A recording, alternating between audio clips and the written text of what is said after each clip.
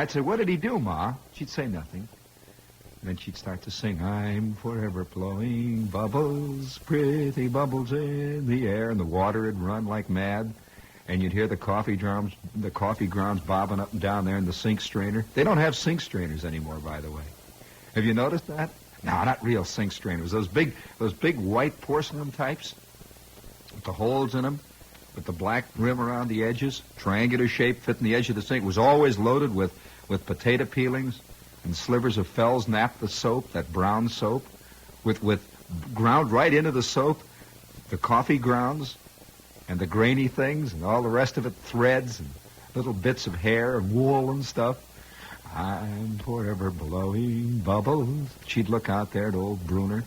And Bruner was always fooling around on the back porch. He always was looking down in the hedges. He would grow hedges all the time around his porch, and he figured that tobacco juice was good for him. I'm forever blowing bubbles, pretty bubbles in the air. They fly. The only point that I'm making here is that these are the things truly in our lives. These little things are the things that we get the satisfactions from. Like I, for some reason or other, get great satisfaction in stopping in the Horn and Hardart, just stopping and having a cup of coffee. And just sitting over there by the edge and reading a magazine or something, and I'm drinking this, which is good coffee, and I'm just sitting there looking out at the crowd. And I enjoy this. Why do I enjoy this more than going to some jazzy place in the afternoon with some guy for French pastry and demi-tasse? I just sit there and I get up and go. And it's sad because we're such godlike creatures. Why do we settle for this? I'm forever blowing bubbles, pretty bubbles in the air. This is the first time I've been on at this time ever in all my years in radio. Yeah, this is the first day that we're on from 12:15 until 2. And it's peculiar. Suddenly I have to at least, reorient my entire thinking. For the last 2 years almost, I've been on from 10:15 until noon every Saturday morning. And now there is a tremendous difference, really a tremendous philosophical and physical difference between those 2 hours, 10:15 and 12:15. It's a different kind of people and everything you see out there. All the people with the flowered dresses, 12:15. You know the kind of people? The afternoon people are out. All the matinee people, the Westchester Darien people. It's a completely different crowd. And I have to totally the sun looks different. The air is different. Well, Bruner gets pleasure from it. So don't say anything about it, really. After all, and you know what was so beautiful about it? What was implied in what she said? We all have such a short time. So don't get angry because somebody gets pleasure from it. I mean, I'm forever blowing bubbles, pretty bubbles in the air.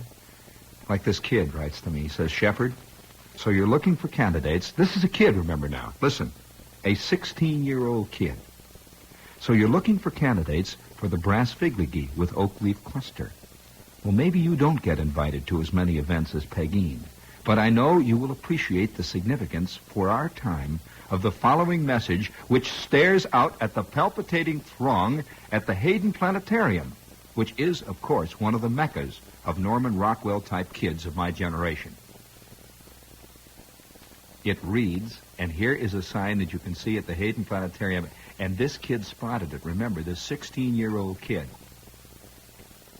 A big sign, a great big sign, and the top line says, Solar System and Restrooms, that way.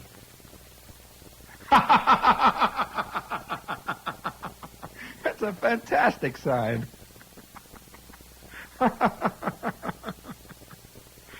Oh, that's wonderful. It took a kid to see that. Solar System and Restroom. A big arrow points that way. This is the One World department. Also, the ridiculous and the sublime. solar system and restrooms. Do you understand the juxtaposition? Think about it. For crying out loud, think about that.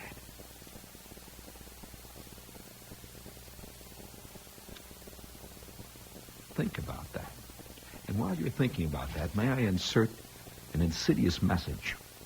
If you girls listening are counting calories, or maybe just watching them slip by, then we've got fantastic news for you, and the news is Vegemotto. Vegemotto fresh vegetable juice cocktail. Solar system that way. This is a blend of tomato and vegetable juices. It comes in a can, and it's different from anything you've ever tasted, baby. Just imagine a juice that has a livelier flavor. More zing than tomato juice. Why, you can't imagine a thing like that. More zing than tomato juice. Just imagine. It's richer and heartier than any vegetable juice ever been concocted before. Well, that's Vegemotto. It's nourishing, low in calories, and it's got sock.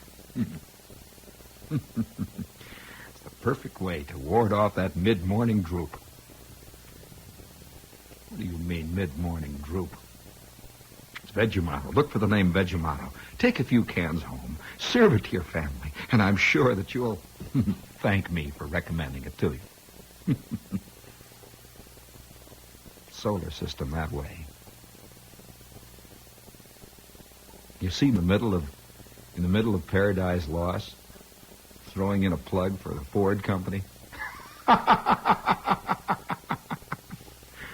And this kid goes on to say, he says, you know what the kid goes on to say, he says, I've been a devotee ever since that day you heckled the mob at Queens College a couple of years ago. Oh, that was a wild afternoon.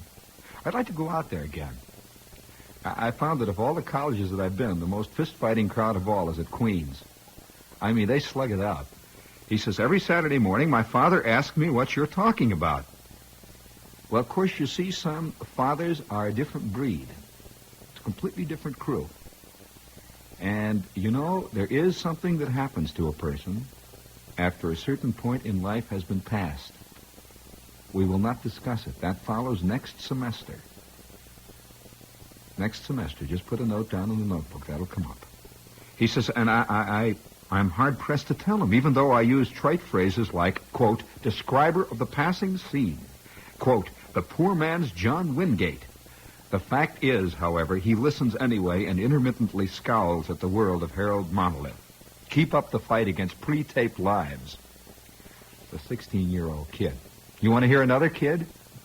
Listen to this kid out there fighting it out.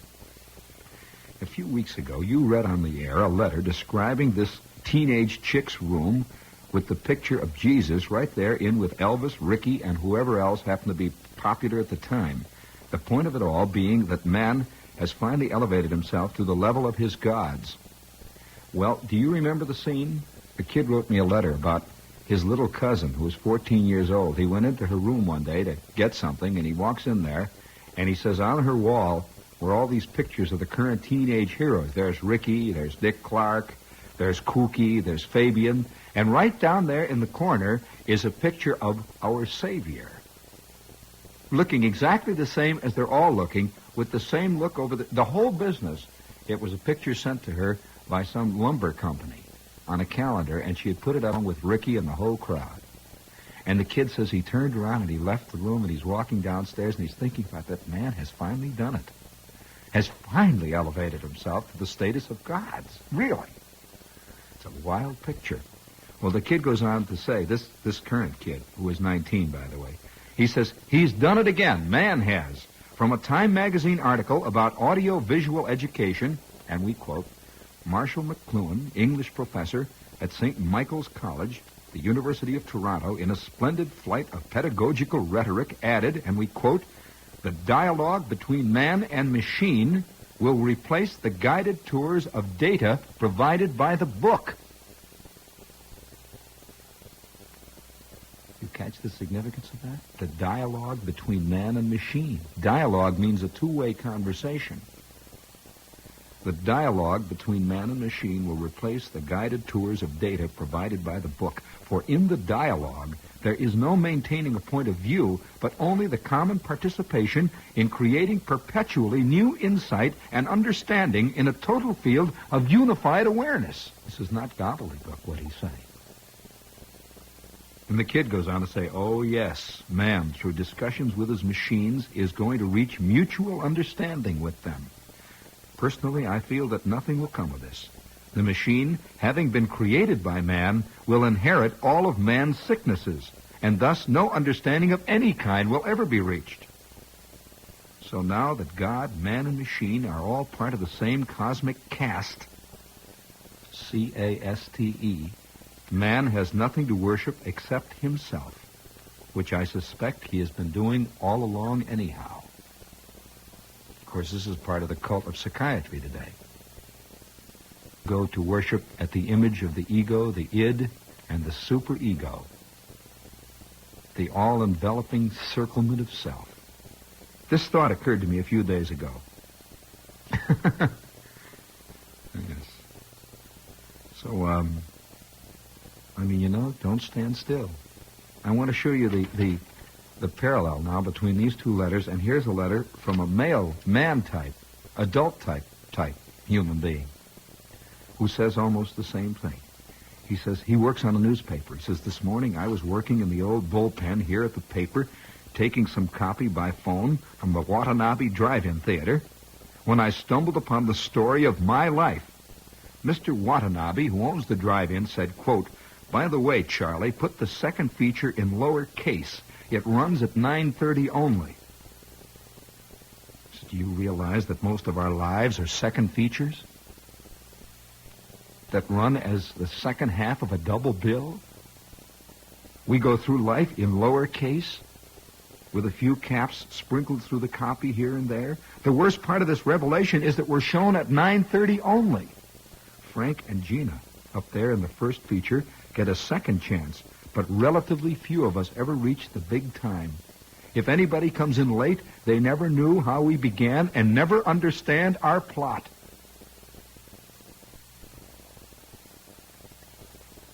Yes.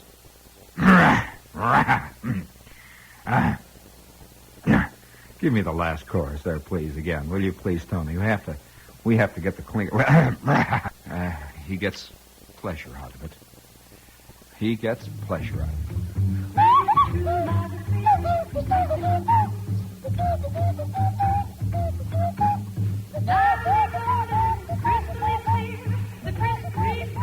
Sing it, baby.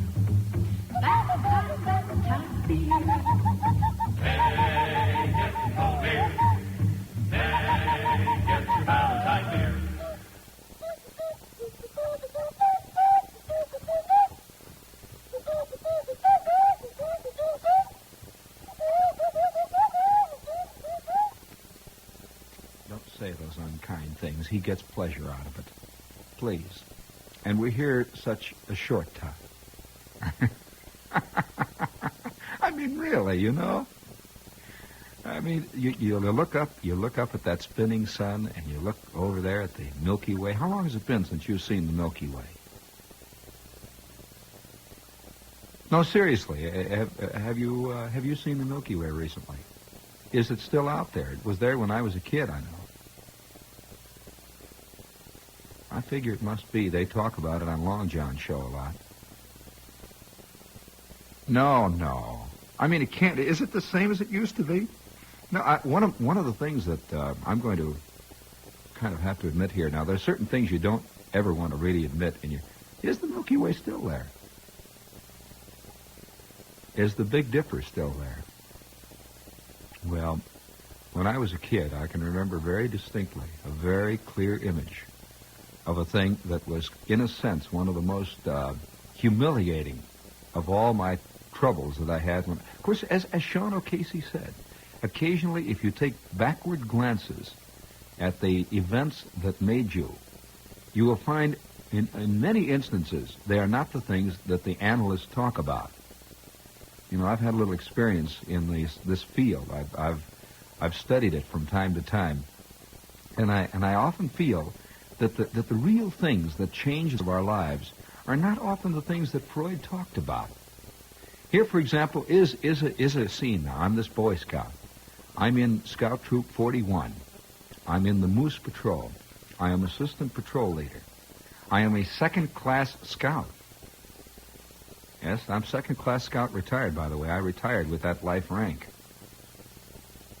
It's sad in a way. Second-class Scout. Even at that age, you're given this terminology. You can't picture Gregory Peck ever being a second-class Scout, can you? I mean, second class. And so I'm the second-class Scout, and we are out on a field trip, on a hike. And we had this guy named Mr. Tompkins, who was our Boy Scout leader. And Mr. Tompkins had thick glasses, horn-rimmed glasses, and he was kind of balding on the top, and he was also, at the same time, a barber. And so every couple of weeks, he would put on his scout suit, we would put on our packs, and so on. And one of the big problems, by the way, I had, was this was during the Depression. And we would get Open Road for Boys, and all these kids in the Open Road for Boys magazines had these beautiful scout uniforms. And all I had was a pair of high-water pants. You know what is it, a high-water pants? Did they ever call those pants? No, that's strictly a Midwesternism, I guess. Well, I'll leave it go at that. I'll let your imagination work on that one. I had a pair of high-water pants, and my uncle had given me a pair of World War I leggings, which I put around my legs, and they laced up the sides, and I had a pair of shoes, dyed brown, which I wore as my Boy Scout uniform, and a neckerchief, which was the only piece of equipment I had, a big thing that hung around your neck. And so we would go out on these field trips, and Mr. Tompkins would say, about 10 o'clock at night, when we're sitting around the campfire, he would say, "We are now going out on a constellation tour." And we would go out into the woods, and we would look up at the sky, and we were supposed to identify constellations. And he would say, "Now, which one of you can identify the Big Bear? Now, point out the Big Bear to me." And I'd look, and I never once saw a constellation. I just saw stars up there, all those stars, and I never could see the constellation. And so I would ad lib, of course. He would say, "And now, Gene, would you please point out the three little sisters to us?" And I'd say, over there." Of course, I'm pointing at the sky. I'd say, "Up there." And somehow I was always able to get by with it. But I wonder whether anybody ever has seen the constellations, or whether they just figure everybody else does. And so they ad-lib it. It's like the whole world ad-libs the erroneous philosophy that they enjoy picnics. You know? The Pleiades. Oh, but this is ridiculous. I mean, the solar system and the restrooms are that way. There's the sign. There's no problem there. You can find it. Just go on over there now. Quit shoving. Quit pushing. Always pushing, always shoving. It's like this picture that I saw in Life magazine. I couldn't help but recognize that. But these things just keep popping up. You can't stop it. There was a picture in Life magazine a couple of weeks ago. In fact, it was March 7th was the issue, that showed a group of salesmen had gathered at a dinner, and they were honoring the head man of the company, or the department. And somehow somebody made a mask, one of these printed masks up of his face, and the whole crowd of them, about 400 of them it looked like in the picture, had their picture taken wearing the face of their boss. Awful thought. And there wasn't a single dissenter in the crowd. I looked at that, and first, of course, I just figured I was looking at a picture of the typical group of 20th century men. And then on second thought, I realized that I was. It's like this little ad. Do you ever look at want ads? Sometimes when you look at want ads, you can see the real tragedy of the human race. There's this little want ad in the Examiner. The San Francisco Examiner. Get that. A San Francisco paper that was mailed to me from San Francisco by a guy who picked this up, and he says, "You can't miss it, Shepard. You got to look at this." Listen to this ad. And it's very serious. Under positions wanted, women. Lady wants to entertain you and cheer you up, playing piano and singing in 4 languages. Also teaches English to immigrants. Improve your French, Dutch, German, and dancing lessons. Singing and piano lessons. If no answer, call again. The lady wants to entertain you. Wouldn't it be wonderful to hire this girl to sit in the corner and sing to you? And play her lute? It's like the old days, like the minstrels. Lady wants to entertain me. How about in the halls of Tara? This is WOR Radio, your station for news. You are tuned to 710 on your radio dial. Use as a viper. A viper. Oh, use as a viper.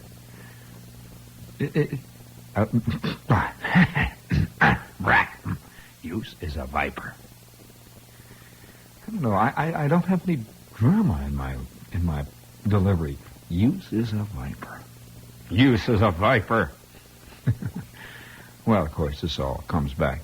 Again, it comes back as clearly and as brilliantly as if it were inscribed in my memory, etched in the most indelible of inks. Speaking of indelible ink, do they still make indelible pencils? When I was this kid, there was a rumor that used to travel around among kid folklore. I noticed that they've come out with a book about kid folklore, the things that kids believe, and how it travels from one generation of kids to the next. And one of the things that we used to believe when I was this kid was that if you got indelible pencil on your pen, on your tongue, if you licked it, it was a deadly poison and would undoubtedly result in death eventually. And I don't know if I ever really knew a kid who died of indelible pencil poisoning. But there was always this rumor that just absolutely persisted, that if you got indelible pencil on your tongue, the jig was up. It was all there was to it. And I used to look at indelible pencils. I don't know whether they still make them or not, but they were purple when you'd lick them. And I used to look at an indelible pencil, and it had a kind of menacing fascination, the way a snake has. And there used to be bottles in our medicine cabinet that had skulls and crossbones on them. Like iodine, things like that. You look in there and you'd see that skullbone and look out at you. And somehow death to a kid was always just right around the corner. I mean, just the slightest misstep. It was the old mystical belief that there was such a thing as a live wire laying around on the ground. Wires were just called live wires. Any kind of a wire, you'd get to see a wire and you'd suspect that it was a live wire. Wires were alive with a life of their own. And, of course, we had another one, too, which should be reported at this time. And it was that inside of every golf ball, there was a liquid, a kind of liquid that was terribly explosive and poisonous, too. And if you ever started to unpeel a golf ball, unwind all that rubber band stuff, that it was a terribly dangerous thing to do. And if you ever threw it in a fire, it was all up. It would explode with a tremendous report. And there was an acid, they said, that was in these things. And there was another thing, too, that we were afraid of, and that was this, that if you threw old milk cans, the kind of cans that they have for evaporated milk, that if you threw an old milk can into a fire, it would explode. And if it exploded, well, of course, the whole neighborhood would go up. And that is all very closely connected with the quicksand problem. I will award the brass figurine with oak leaf palm to anyone who can tell me who used to say, use is a viper. Use is a viper. To whom was this person referring? And under what circumstances did this occur? It was the punchline. Do you remember, Tony? Use is a viper. And what was the name of the comic strip that it appeared in? Why do I recall these things? I mean, what am I trying to do? What kind of hash am I trying to make of myself? I'm coming through Times Square the other day, and I'm there, and I see they're taking down that big Coca-Cola bottle, or Pepsi-Cola. It's a big Pepsi-Cola bottle that they're taking down. Those two big bottles that they had overlooking Times Square? And they're lowering them to the ground. Let me tell you, ever since the Great Pyramid at Giza was constructed, there have been few such awesome sights as the sight of a crane lowering about a 45-foot-high Pepsi-Cola bottle to the ground on Times Square. It was fantastic. I missed 3 appointments. I just stood there and watched this thing. Because for a long time, just like most people, I was impressed by these things. They kept standing up there. And I could not help but remember there were things that they used to have in drugstore windows when I was a kid. I don't know why the coupling here, why the connection. But they used to have things in drugstore windows that were big globes that had colored liquid of some kind in them. Red liquid or green liquid. And it always looked as though this liquid was some kind of very sweet or very strange liqueur or some sort of medicine that could be drunk or tasted. And somehow I coupled it with these big bottles, because at the same time there were also big mock-up bottles in many drugstore windows that were phony bottles, like a phony Coke bottle or a big phony bottle of some kind of patent medicine. You know, these couplings, and they were lowering this gigantic thing down, and all I could say was the solar system is that way. And the restrooms, too, of course. Down there, turn left there, you'll see the sign. And then I saw that man, in his pursuit of these things, man was assuming a godlike aspect that was second to no God in the universe.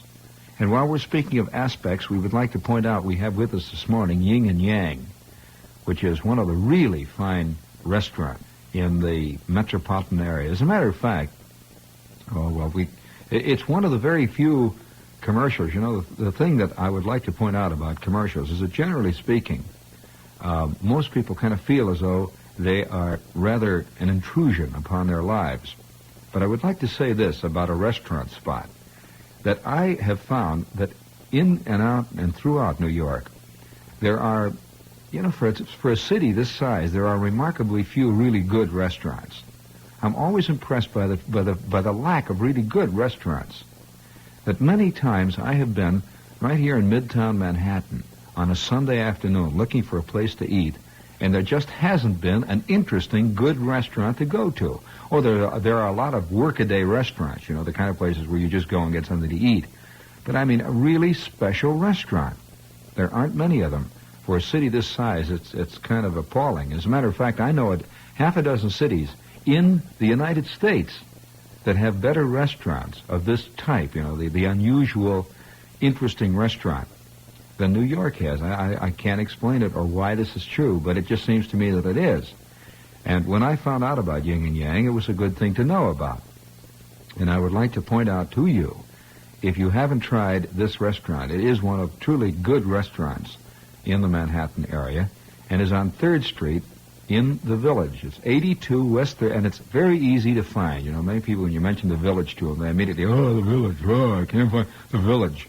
It's it's just as easy to find things in the Village as any place else. This is one of the New York bits of folklore I immediately found out upon being involved in this section of town with just so much folklore. But you can get a cab any place and just tell them you want to go to 3rd Street in the Village, 82 West 3rd Street. And it's right near the NYU campus. It's very simple to find. And you will find that the Yin and Yang restaurant is a small restaurant. It's a very special restaurant, and it's truly an aficionado's restaurant. As a matter of fact, Gourmet magazine here a few months ago singled Yin and Yang out as one of the absolute finest Chinese restaurants in the entire United States. This is quite an honor. It is a superb restaurant, and you'll find also that it is extremely reasonable for the quality of restaurant that it is. The service is fine, and it's an exceptionally good restaurant. By the way, another interesting little thing, I was talking to Bill Chan, who runs Yin and Yang, and incidentally, if you're interested in what does Yin and Yang mean, it is an old Eastern philosophy of the opposites. In a sense, it is kind of roughly connected with Newton's law of physics that says for every action there is a reaction.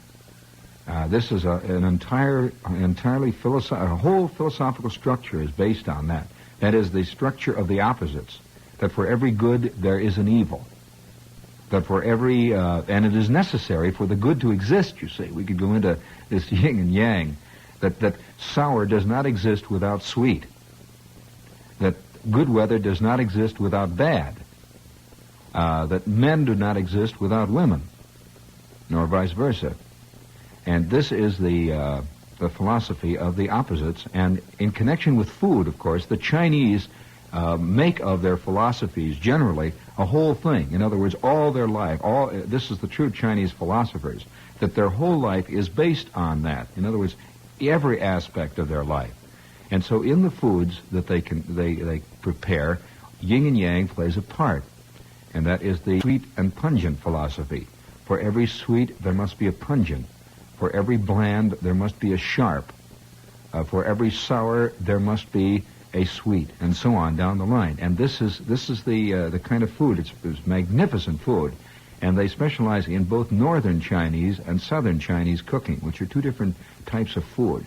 This is Yin and Yang at 82 West 3rd Street. Another little interesting thing. I was talking to Chan down there the other day, and he told me he didn't even want this to be mentioned, but I'm going to mention it anyway, that Yin and Yang contributes 15% of their Monday gross, and Monday is one of their big days, by the way, down there. They contribute 15% of their gross to a Chinese orphanage, which was set up in Macoa, which is a Portuguese port, set up for Chinese girls who were running away from and who were kind of immigrants from the Chinese communist state.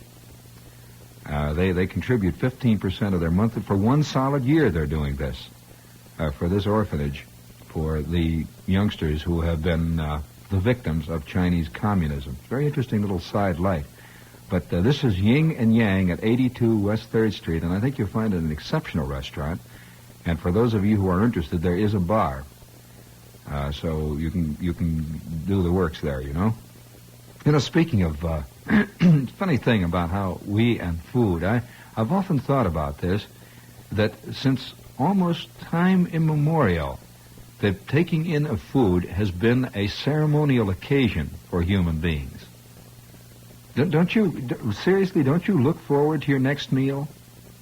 In a sense, you kind of look forward to it. And the taking of a meal has become, in the United States, the chief forms of going out, one of the chief forms of social intercourse. It has become a very important thing. And yet, in some of the Far Eastern countries, you know, the taking of a meal is a very, very private thing. I mean, that you would never think of inviting people to watch you or to have anything to do with it. It's a very, very private thing. If you know anything about the eating habits of the Tibetans, for example, you'll realize this is true. They eat with their face to the wall, very, very privately. But here in the United States, it's a big operation. I've gone pretty much across the world, and I find that in many areas, going out for a meal is not the big thing that it is here, and in fact is very rarely done, and is looked upon as a sad thing when you have to do it. And so stick with it. You're going to get that kite up yet. We'll be back in exactly 60 seconds. This is WOR Radio, your station for news. Yeah, well, I guess it comes from listening to too much Jack Armstrong when I was a kid. Or maybe it's because I spent too much time listening to somebody named Jimmy Allen. Or was it, what was the name of the Green Hornets? The Green Hornet's faithful servant? And what was the name of his automobile? Uh-huh. Yes. You see, the trouble is I remember both of these things. I remember both of them. And once in a while, when things begin to get a little tough, when things begin to gather around and the storms begin to lash and the great crashes of lightning thunder over my head, I repeat to myself, Humphrey Dumpty sat on a wall. Humphrey Dumpty had a great fall. All the king's horses and all the king's men couldn't put Humphrey together again. I wonder what nationality Dumpty is. Sounds But after all, he was an egg. I mean, well, it sounds Scotch to me. Humphrey Dumpty sat on the wall. Humphrey Dumpty had a great fall. And I can hear the sound of that Green Hornet's car. You remember the sound that it made? What was the name of that car? What was the name? You've got to find that name. Red sails in the sunset. Da-da-da-da-dee, la-da-da-da-da-da. Of these oddments, these sundries, and these fragments, these notions are our lives made. It's as though each one of us is a vast Woolworth containing all sorts of cut-rate merchandise of one kind or another. It's like when I was a kid, you find out these things very early in life. You do. Now, don't sit out there and say this guy's talking gibberish. I am not. Your life is made up of those bits and pieces, those little patchwork quilts, those little ends of string. When I was a kid, we had this dime store in our town, and it had traditional dime store woodwork. You know the kind of woodwork that dime stores have, that deep maroon, sort of mahogany-colored, varnished woodwork that all dime stores... Think about it. You mean you don't even remember the color of the woodwork in the dime stores? You don't remember the dime store smell? There is a dime store smell that is composed of cheap perfume, Band-Aids, peanuts being peanutted, hot dogs being hot dogged, a lot of people, the oil that they rub on floors, goldfish, canaries, the whole business. The other day, you know, I'm standing in the Woolworths right down here on 7th Avenue, and they've got a little collection of canaries there. And these canaries have a sign under them that says, guaranteed to sing. You ever have a feeling that you've got a sign under you that says the same thing?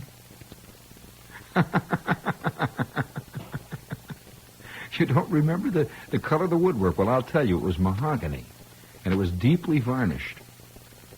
And in this dime store, they had in the toy department a thing called the Special Prize Grab Bag. And it had a great big sign over it, the Special Prize Grab Bag.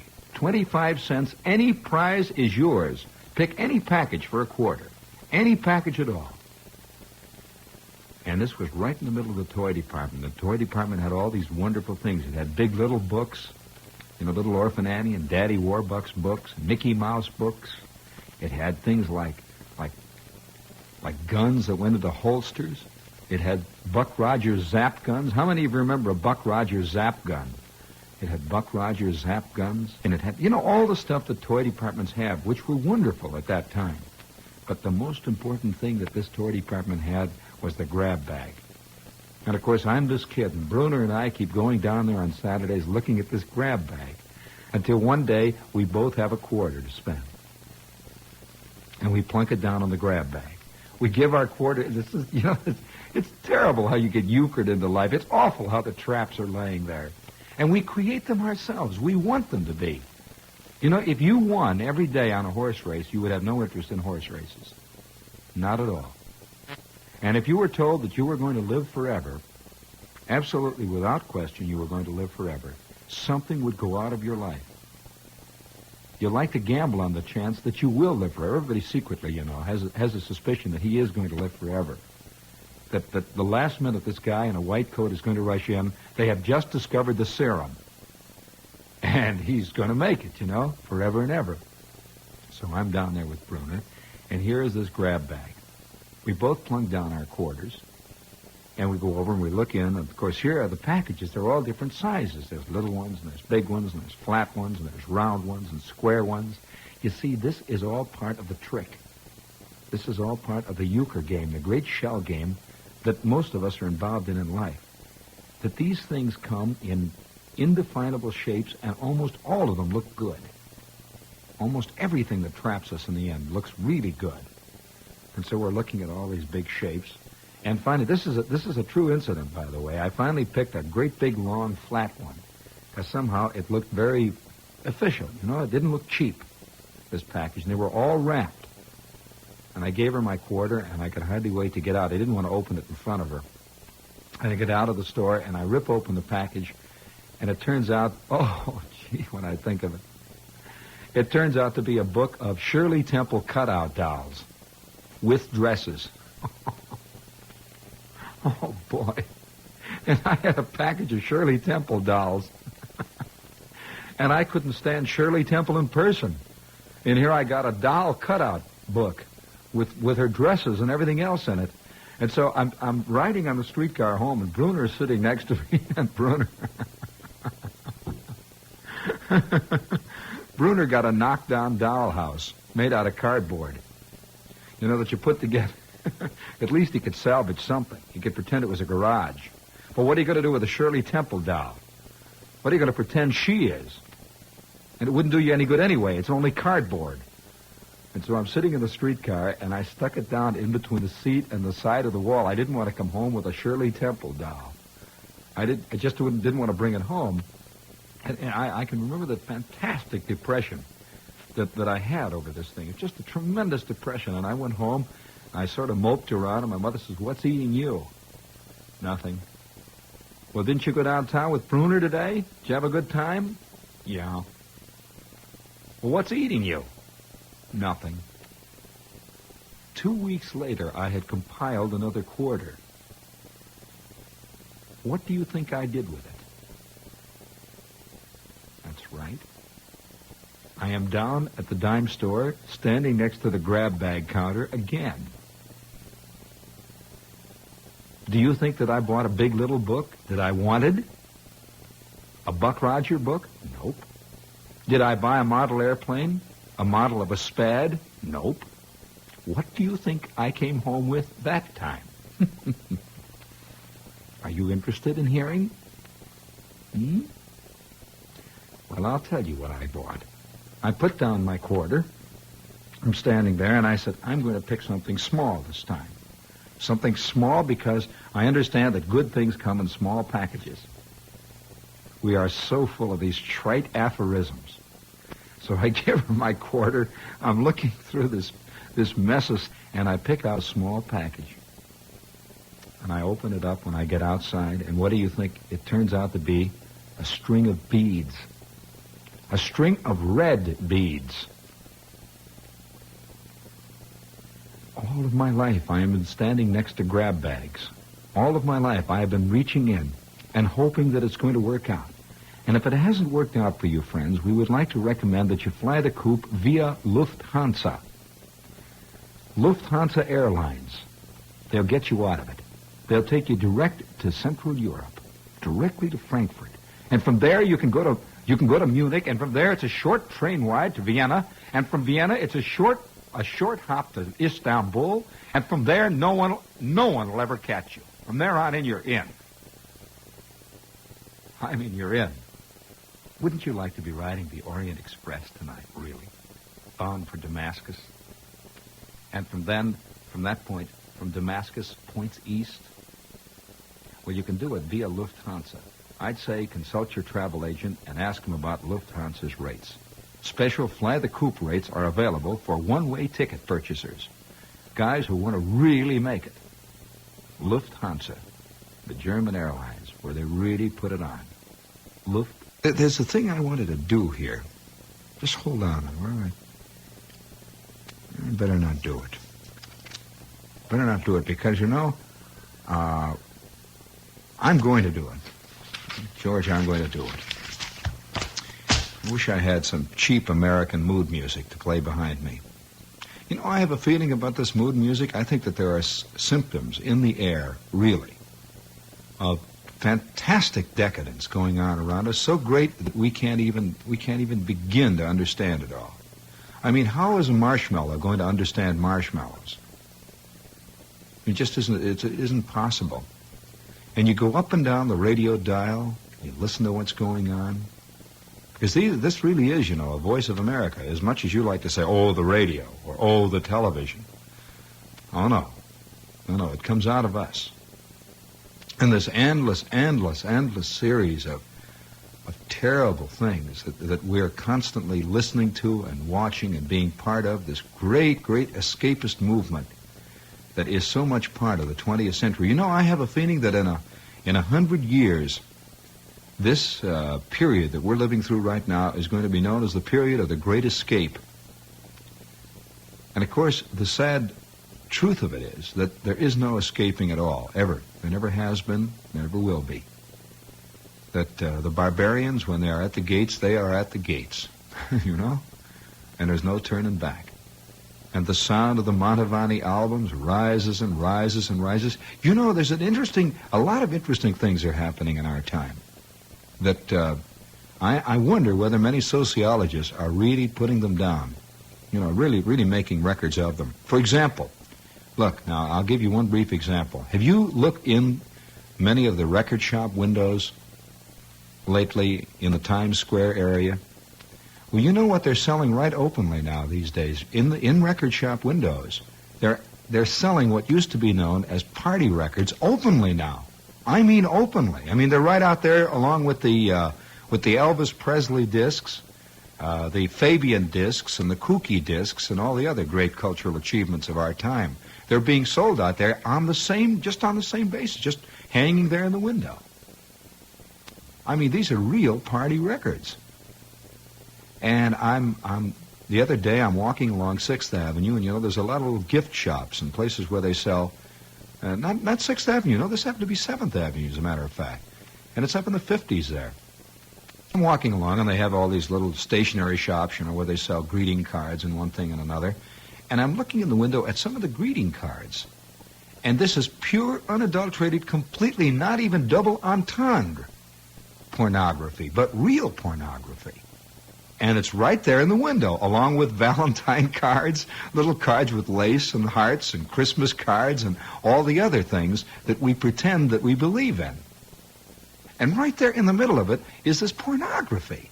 I mean, real pornography, the most low, base sort of pornography, the really bad taste, not even cleverly done pornography, you know, but just completely out and blatant and miserable pornography.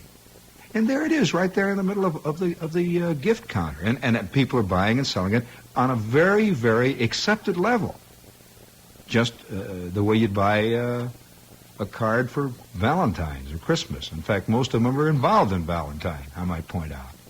But this is an interesting thing.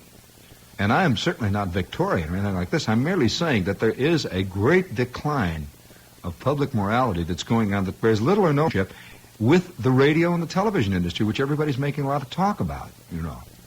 I think if there's anything that's wrong with radio and television, it's a little too prissy. It's a little too namby-pamby and will not admit to the facts of life that exist.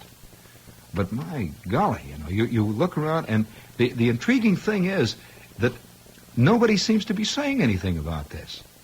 Has it been, how long has it been since you've listened to the top 30? Well, you sit down and listen to some of these top, and this is, by the way, listened to mostly by teenagers. This is all teenage stuff, most of it. And for that reason, most people don't even notice it. They just say, oh, it's a kid record, and they walk away. Do you know that most of these teenage records that are being played today would have been called borderline party records 4 or 5, maybe 10 years ago? That a lot of this stuff is also unadulterated pornography and means only one thing when you listen to it. That this kid is singing to another kid, and he's singing about only one thing, and you know what it is. And it's 14, 15-year-old kids. And this is a fascinating thing that's happening to us. And it's happening on all levels and all fronts. Everywhere you look, it's beginning to show. And the intriguing aspect of it, of course, is that it has also permeated most of our mass mediums.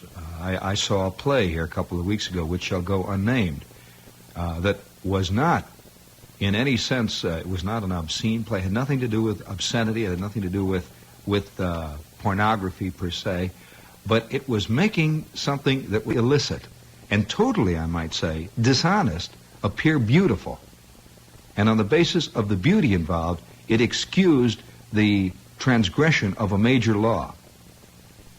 This is pretty serious stuff, you know, when you're dealing with this. And I'm watching all these various things that are going on, and I'm thinking, by George, you know, old Nero must be putting in another string somewhere. Getting ready to play maybe the coda.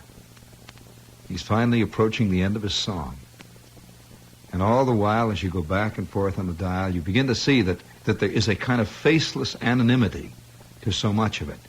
You hardly, well, here is an example. There's a major radio station here in town that has recently made a rule that there will be no talk other than straight news on their station of more than 20 seconds in duration.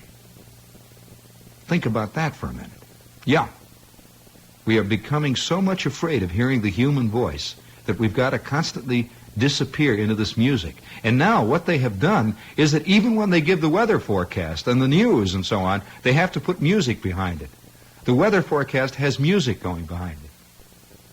Somehow it becomes a show. Old Hurricane Effie has become part of the great big hit parade, you know, the whole business. And this is a real, to me, a genuinely fascinating phenomenon, all of this stuff. To watch this go on.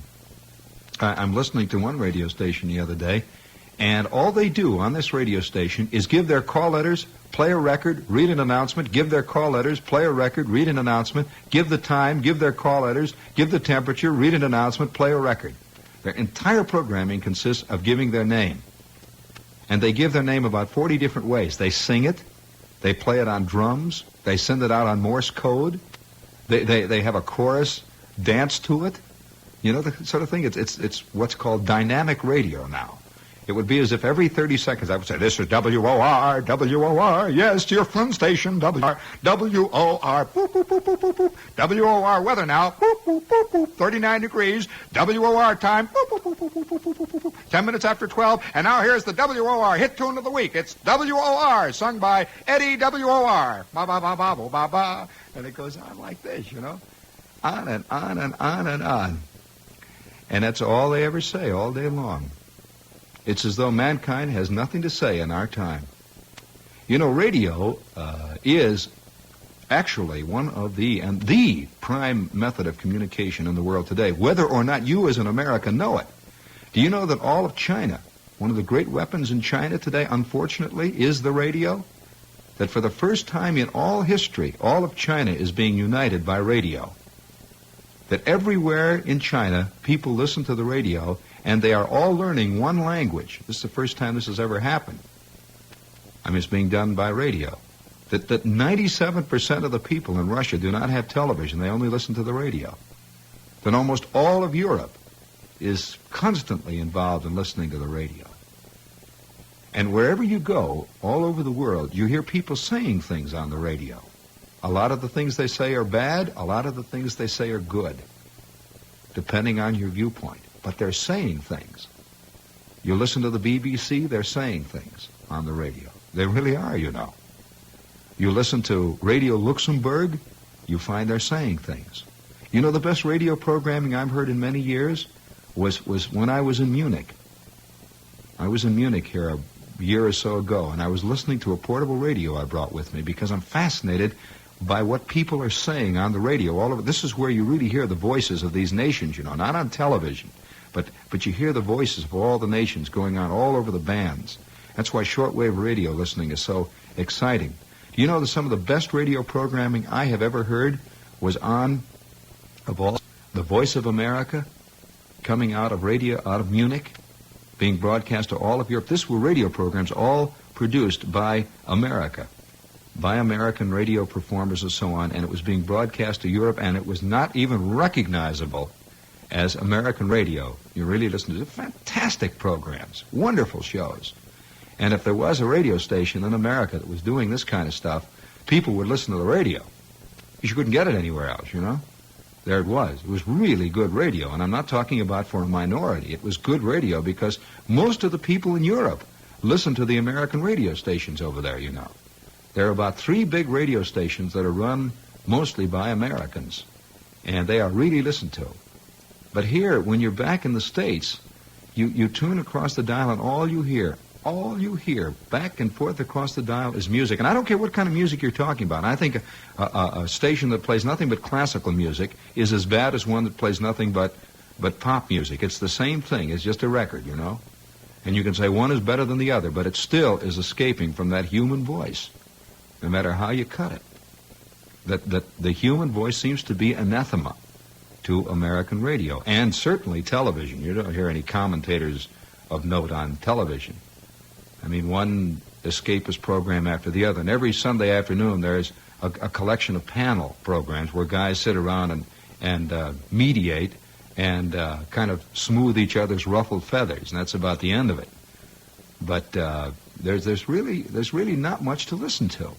There's so much noise going on, and so many lights and sounds and flashes and signs going up in front of us, but very little to hear.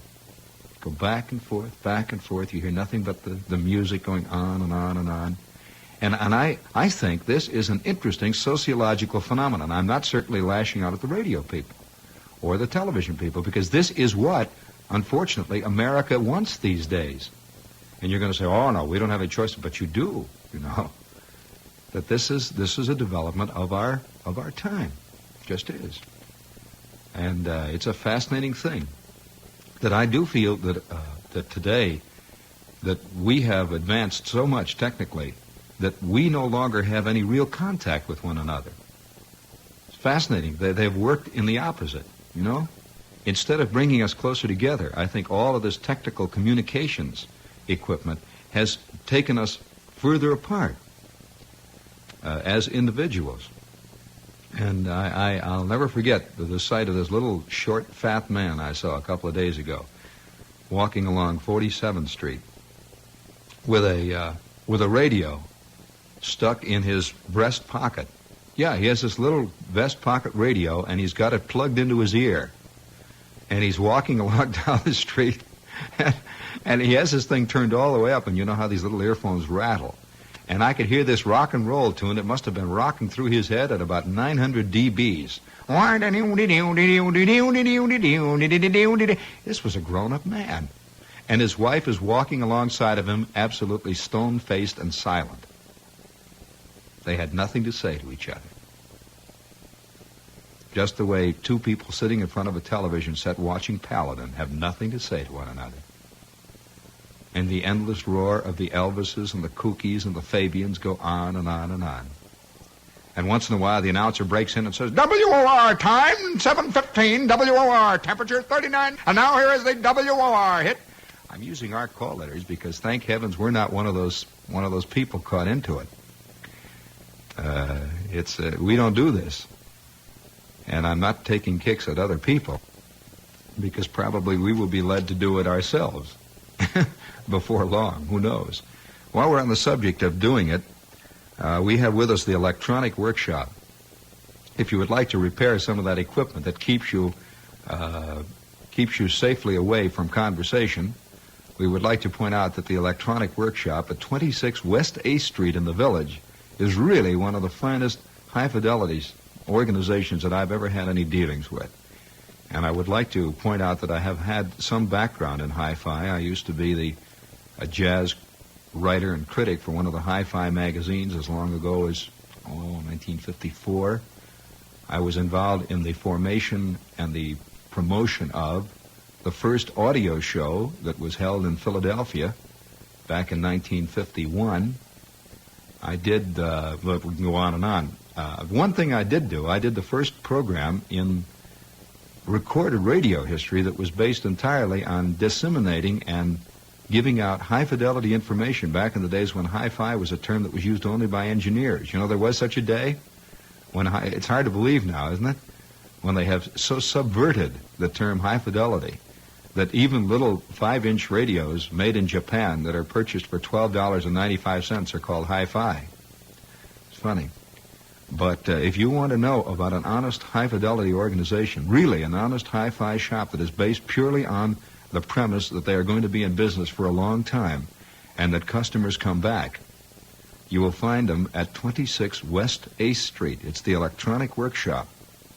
And believe me, with the ownership of hi-fi at such a high level as it is today, to know about an honest place where you can get really a good deal on equipment, but more than that, they stand behind it themselves. Not just this little trick guarantee comes in the package. It says, send it back if the materials are defective within 1 year. These people will install equipment for you if you buy a hi-fi system, and they will give you their personal guarantee that it will continue to work. And that's good to know. They have an excellent service department. You know, most of these hi-fi places here in town don't even have service departments. If you think I'm kidding, try to take it back to some of these big places and tell them you want to pick it up Friday. This is the Electronic Workshop at 26 West 8th Street, and if you have any hi-fi problems that you'd like to investigate, if you have any service problems, or you'd like to trade in any equipment, they do trade-ins there, by the way. Many of them don't do that. You will find them at 26 West 8th Street, and their number is Gramercy 30140. It's a good number to call. It's Gramercy 30140. And while we're on the subject of people who are picking up the tab, we have also with us the Paper Book Gallery, which is also down in the village, and I would like to say that they still have some copies left of the new catalog, which they have recently turned out. Now, paper books are a major thing in our time, and I think one of the really plus things that has come along in the past 10 or 12 years. And the Paper Book Gallery is one of the organizations largely responsible for the great success of quality paper books in the United States. They really are a big, swinging group, and if you're going to make the village scene this week, I would suggest you visit Sheridan Square if you're going to be down in one of the off-Broadway theaters, and you'd like to spend an hour or two in something that really has a strange atmosphere, a world all of its own. Try the Paper Book Gallery. They're on Sheridan Square at 10th Street, just where 7th Avenue South and 10th Street converge, right across Nix in the village. And it's the Paper Book Gallery. You see it's downstairs, kind of a downstairs corner place. And they have a great big display sign up above them, so you can't miss them. And there's another Paper Book Gallery over on 3rd Street, at just back of the NYU campus on 3rd Street. This is the Paper Book Gallery, and they have a few copies of this excellent catalog that we talked about a couple of weeks ago. It briefly is this, that they have a 90-page catalog, which is a catalog of all the quality paper books from all over the world that are carried by the Paper Book Gallery, listed by subject, say art, literature, and so on, down the line. And it's 90 pages. It costs them 16 cents just to have printed, and the mailing is around 6 or 7 cents, and the handling is well over what you'll have to pay for it. They will send you a copy of this for a quarter. Just drop a quarter into an envelope and address it to Paper Book Gallery, Box 60, New York 12, New York. And you can buy anything you want from the Paper Book Gallery by mail, as well as by person. Just follow the sign, you see. The solar galleries, or is it the solar room, or is it the solar system, or is it? You see, it all gets part of the same fruitcake. Harold Monolith here. We'll be back tomorrow night at 9:05.